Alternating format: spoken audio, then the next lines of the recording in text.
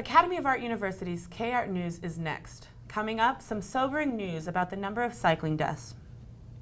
What you should know about San Francisco Prop E soda tax before you vote next Tuesday.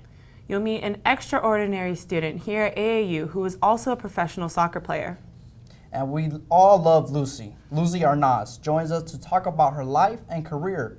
All that and more coming up next, K-Art News.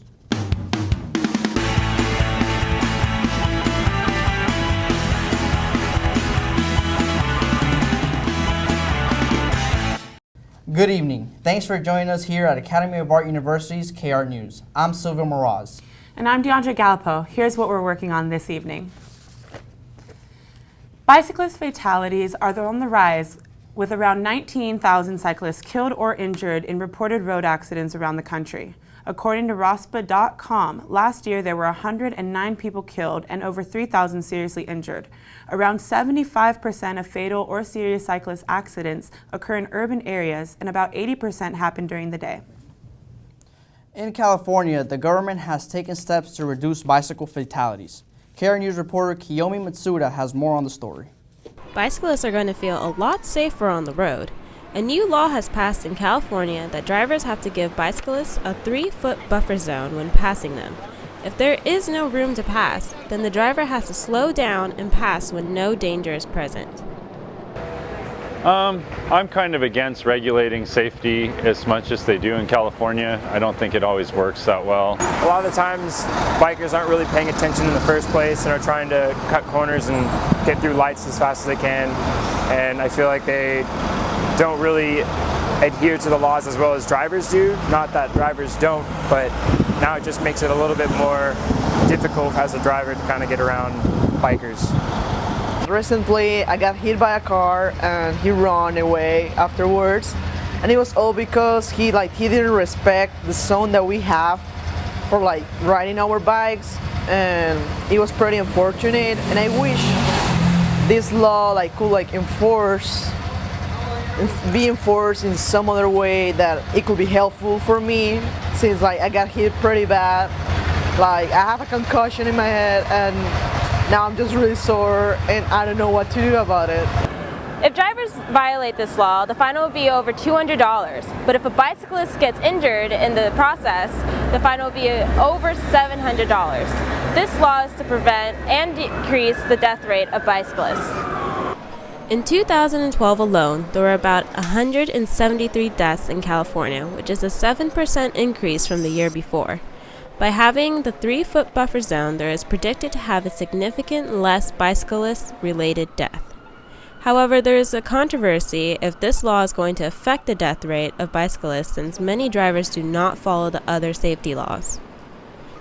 In San Francisco, I'm Kiyomi Matsuda for K-Art News. California Highway Patrol officers suggest always being aware of your surroundings and to also wear reflective gear if you are riding at night. San Francisco cab companies have now gone digital with the Flywheel app.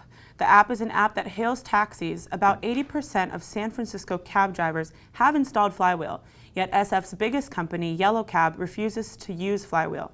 Since Flywheel takes 10% of commission from transaction from the drivers, Yellow Cab has started its own app.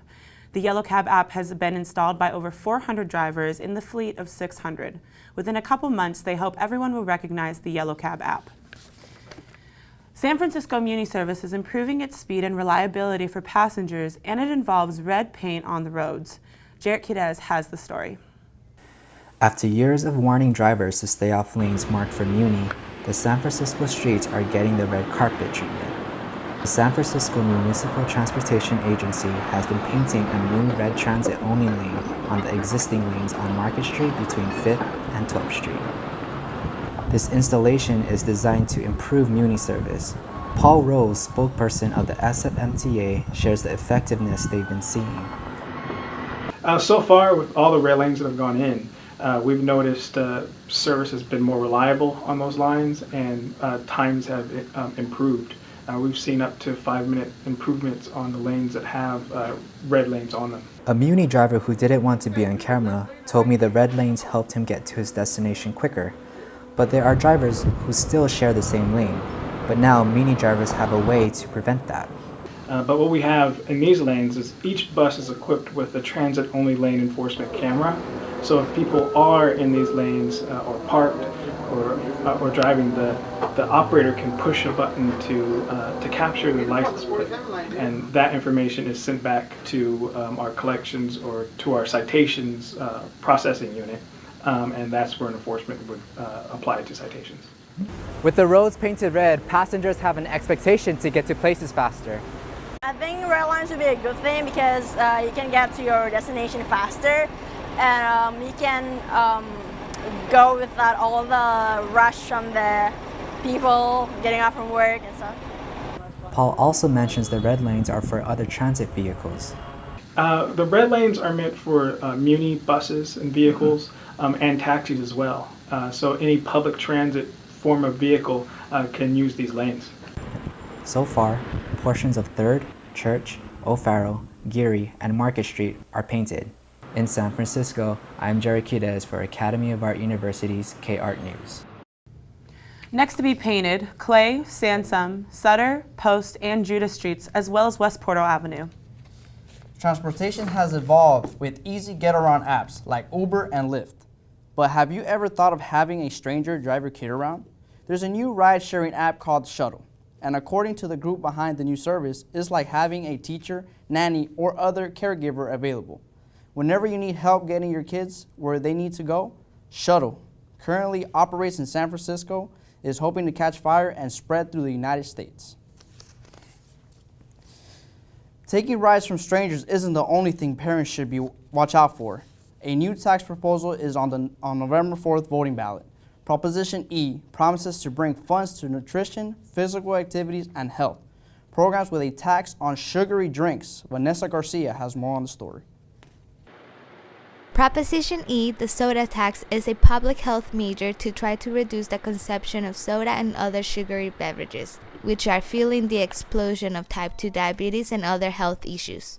Yes and E is dedicated to bring funds to nutrition, physical activities, and health programs. Scott Winner explains what the tax revenue would bring to San Francisco. 40% will go to the school district for things like school lunch, phys ed, and after-school programs.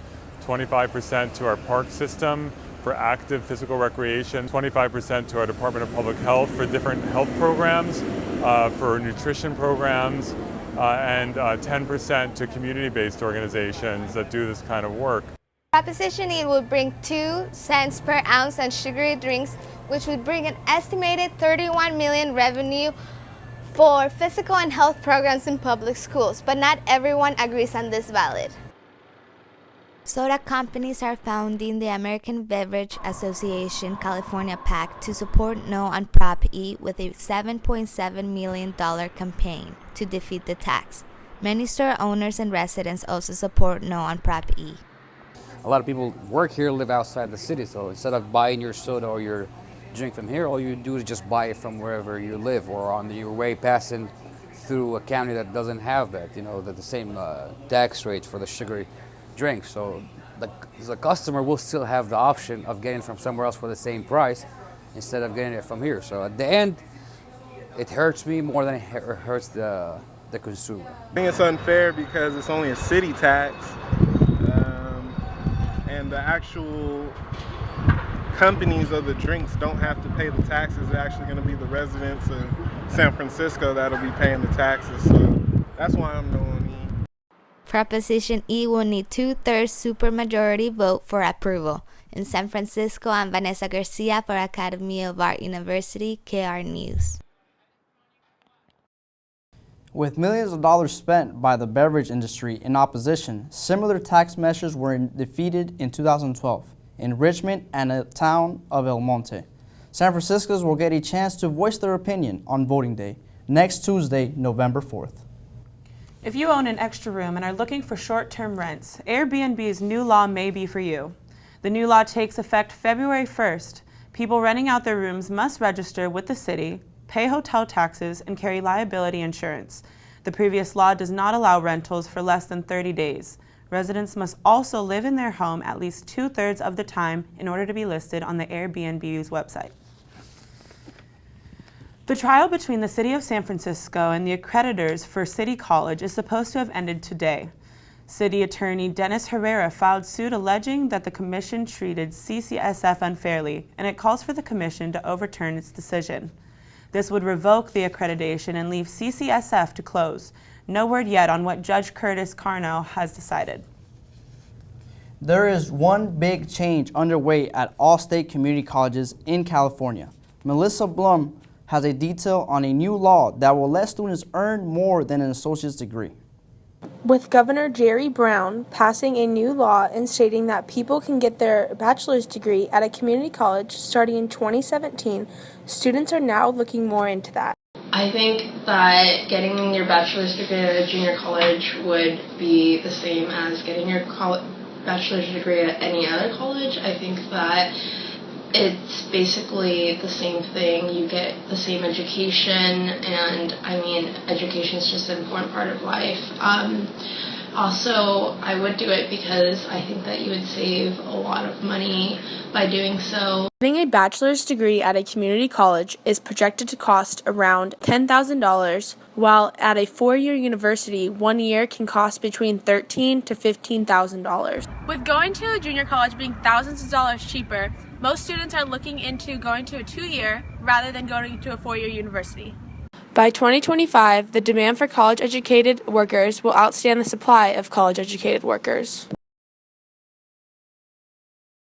After speaking with a recruiter, Vanessa Camera, she doesn't think it would harm students to make the decision to go to a community college.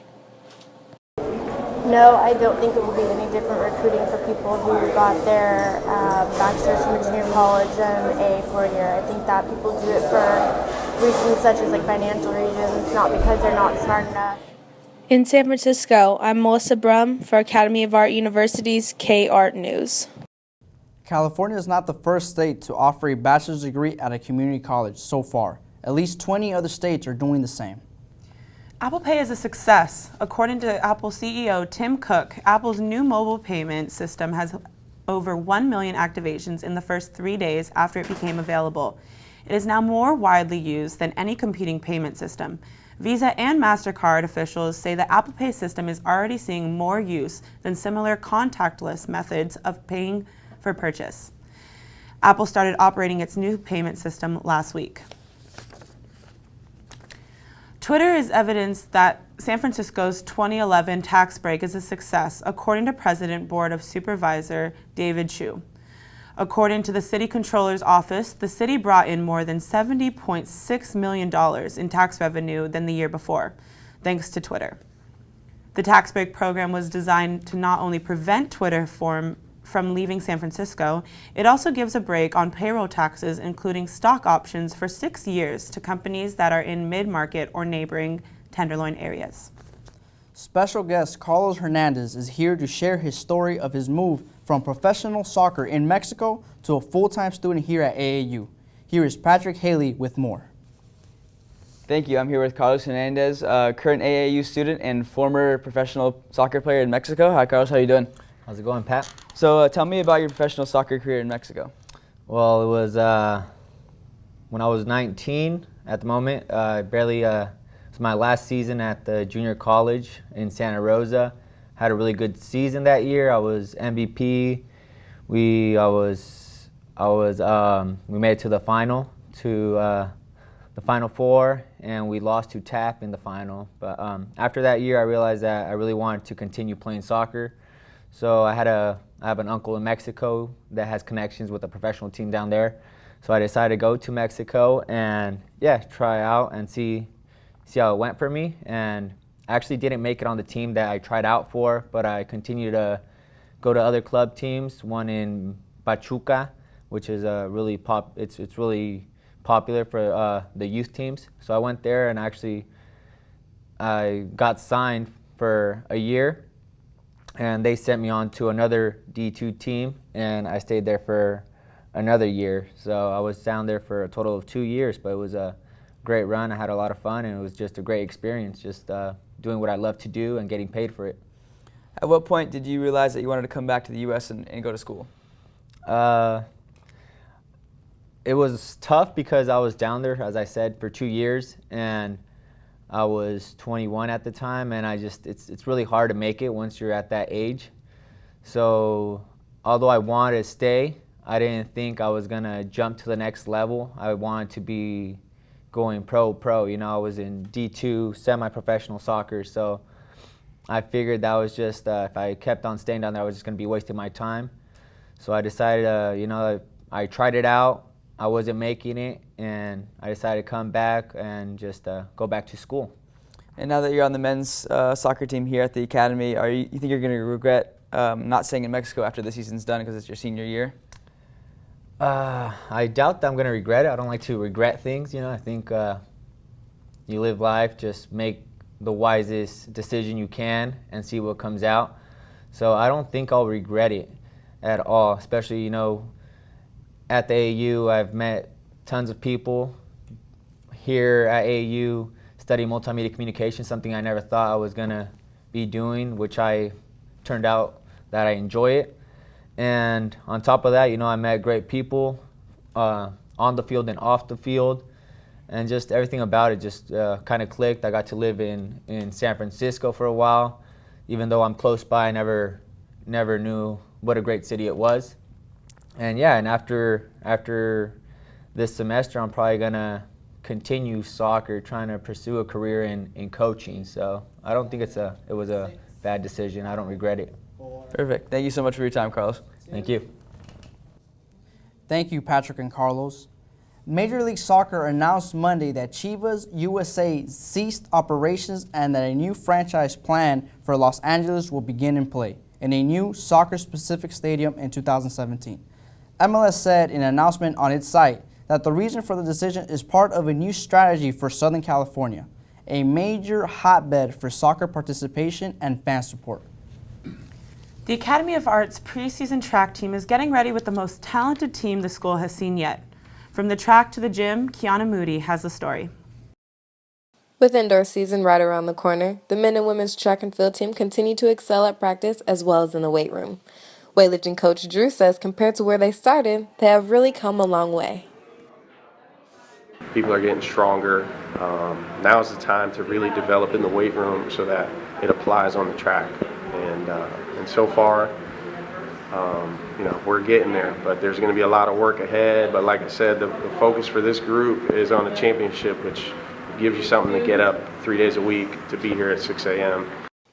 The women's team, their first year in the NCAA, made history by becoming the first ever to win a national championship their first year in the program. They not only won the indoor championship, but outdoor as well. I spoke with a couple of the coaches to see how the season's progressing. Season's progressing well. Everybody's coming around. We've had a big turnaround from the point where we started at earlier in the season. Things are looking on the up and up for us to win the national titles that we're looking to go out and win. This year's women's team is easily the most talented team we've ever had at this school. Now, talent, you know, takes a certain precedence in the sport, but really it's going to be determined, our success is ultimately be determined by how hard they work. Practice is going well. People are progressing pretty well, learning new things, taking on new challenges. We definitely have an opportunity to make a serious run at the outdoor national championships. The indoor national championships will be a little bit more difficult because the strength of our team are sprints, jumps, and relays. And there are certain relays and sprint events that don't exist during indoor track that do exist during outdoor track. So we definitely have a shot on either end. A really good year for us would be a top 2 to 3 finish for both teams. So I'm looking forward to see what we can do. Although the first championship is over 3 months away, preseason is still the most important part to a successful season. Knights on 3, 1, 2, 3, Knights! In San Francisco, I'm Kiana Moody for Academy of Art University's K-Art News. Dante Burney joins us now with entertainment news and details on the most popular movie at last weekend's box office. If you're looking for an intense movie this weekend, then Ouija may be exactly what you're looking for. This movie led the box office this weekend as the first board game-based movie to top the charts at $20 million this past weekend. Let's take a look.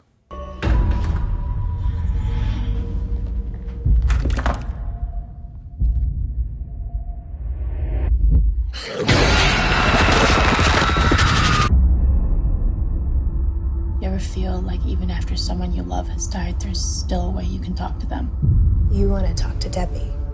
Yeah.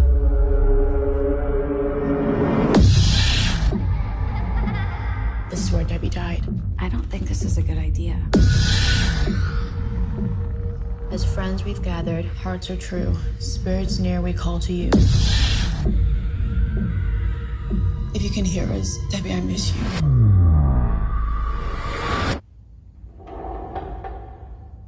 Calm down. It's an old house. This is a joke. Come on, you guys. Who's doing that?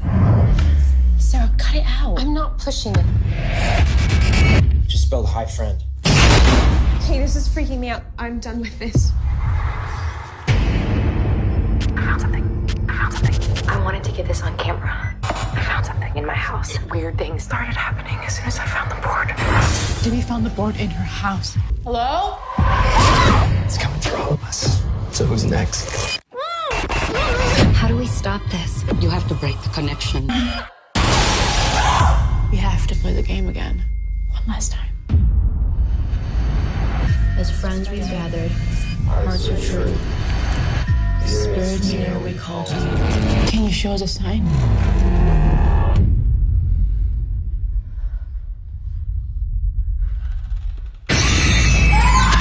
Did you kill Debbie? We're done! We're not playing anymore! It's not even real, okay? It's just a game. If you don't want to be scared but still want a thriller, go check out Nightcrawler opening this weekend. The film stars Oscar nominee Jake Gyllenhaal, who plays Oddball, Lou Bloom, an LA reporter who films a horrific crime scene for early morning news. Here's a sneak peek.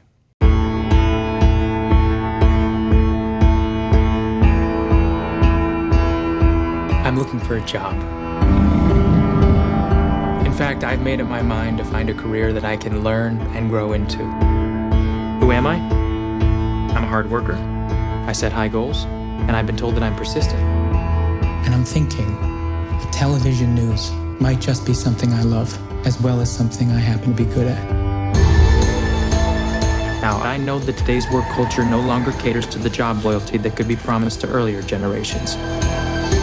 What I believe is that good things come to those who work their asses off. And that good people who reached the top of the mountain didn't just fall there.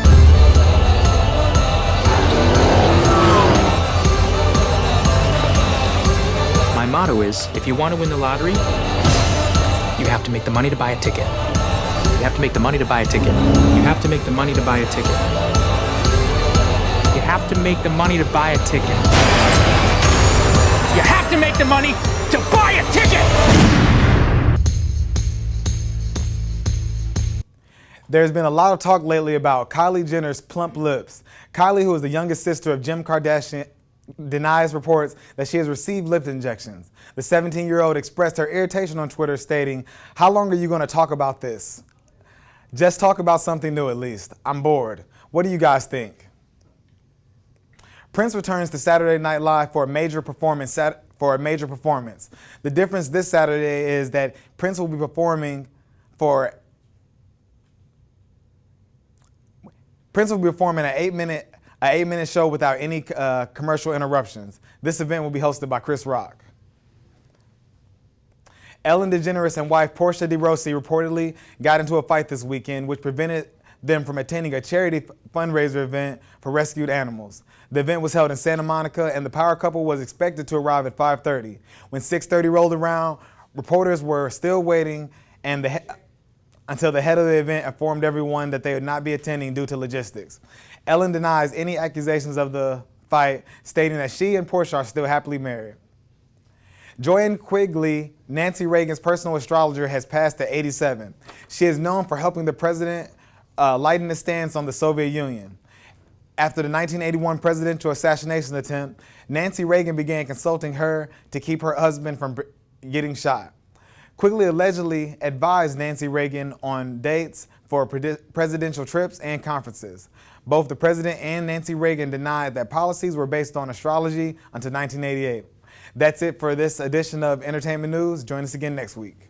Thanks, Dante. Continuing with our entertainment theme tonight, we recently caught up with Lucy Arnaz, the daughter of Lucille Ball and Desi Arnaz. Lucy was recently in town appearing in the musical Pimpin', and met with our own Lucas Pinheiro. Become extraordinary. That's the main reason Pippin embarks in a life-changing journey of self-discovery. And we got the chance to talk about the play with entertainment legend Lucy Arnaz, one of the stars of the show. Lucy, thank you so much for taking the time to be here with us. My pleasure. First of all, I would like to start talking about the show, Pippin. What made you feel interested in coming back to Broadway in such a different show? Because it's a really different show. I saw the revival last year, 2013, and just went insane. The whole idea that they have taken it to this framework of a circus troupe that puts on this story of this boy searching for meaning in his life. For me, it made the story come alive in a whole different way, and it really works. How is it that you prepared to come back to this specific role? Because Bertha is not your typical grandma. No, it's not at all. And you know, and in fact, in the original, the woman really had to be basically a grandma. She'd be in her late 70s or something. You know, it was Irene Ryan, Granny on the Beverly Hillbillies, played it originally. And that's all she did. She came out, she sang that song, she went off, you never saw her again. That was it, that's the whole part.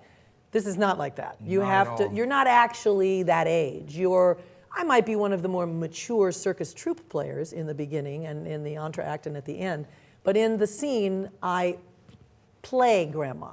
So I don't have to be a grandma age in order to play this part, which a lot of people don't realize. Also, Bertha, for the people who haven't seen the musical yet, she's a really sexual, sexy grandma. Is she? She is. You got some spice going on over there. Do you think maybe your Latin roots are kind of coming off with Bertha on the stage? I can only hope.